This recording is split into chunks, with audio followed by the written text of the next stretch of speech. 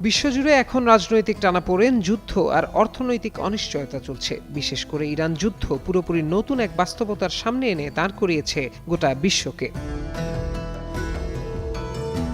এই পরিস্থিতিতে একজন বিশিষ্ট ক্যাথলিক ধর্মযাজক সতর্ক করে বলেছেন, বর্তমান বিশ্বের অবস্থা ধর্মীয় গ্রন্থে বর্ণিত এক ভয়ানক ভবিষ্যৎবাণীর সঙ্গে মিলে যাচ্ছে। ধর্মতত্ত্ববিদদের মতে এই পরিস্থিতি অ্যান্টিক্রাইস্ট বা মহাপ্রতারকের উত্থানের জন্য উপযুক্ত পরিবেশ তৈরি করে।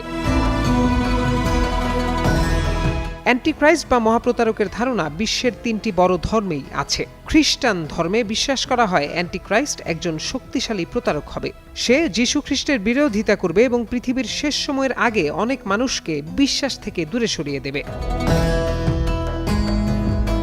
ইসলামী ধর্মতত্ত্বে আল মাসিহ আদ-দাজ্জালকে একজন শক্তিশালী প্রতারক হিসেবে বর্ণনা করা হয়েছে। সে শুরুতে মিথ্যাভাবে নিজেকে ঈসা আলাইহিস সালাম ও এরপর ঈশ্বর হওয়ার দাবি করবে, মানুষকে বিপথে নিয়ে যাবে এবং অনাচার ছড়িয়ে দেবে। শেষ পর্যন্ত ঈসা আলাইহিস সালাম তাকে পরাজিত করবেন।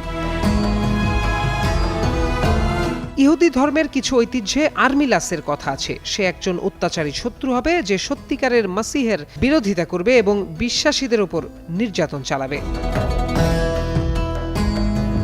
ফাদার চ্যাড রিপারগার সম্প্রতি শন রায়ান শোতে উপস্থিত হয়ে এই বিষয়ে বিস্তারিত বলেছেন। তিনি আগের গির্জা নেতাদের বর্ণনা করা পরিস্থিতির সঙ্গে বর্তমান বিশ্বের মিল তুলে ধরেন। রিপারগার বলেন, এই মহাপ্রতারক এমন এক সময়ে আসবে যখন সমাজে নৈতিকতার ব্যাপক পতন ঘটবে। তার মতে এই পতন কয়েক দশক ধরে চলছে। তিনি আরও বলেন, অ্যান্টিক্রাইস্টকে বিশ্ব শাসন করতে হবে, কিন্তু সে এটা সরাসরি রাষ্ট্র পরিচালনার মাধ্যমে করবে না, বরং অর্থনীতি নিয়ন্ত্রণ করেই সে বিশ্বকে নিজের মুঠোয় রাখবে। তবে ফাদার রিপারগার পরিষ্কার করে বলেছেন, এই ভবিষ্যৎবাণী এখনই পূরণ হচ্ছে না, কিন্তু বর্তমান সংকটগুলো এমন পরিস্থিতি তৈরি করছে যা একদিন এই ভবিষ্যৎবাণী পূরণের কারণ হতে পারে।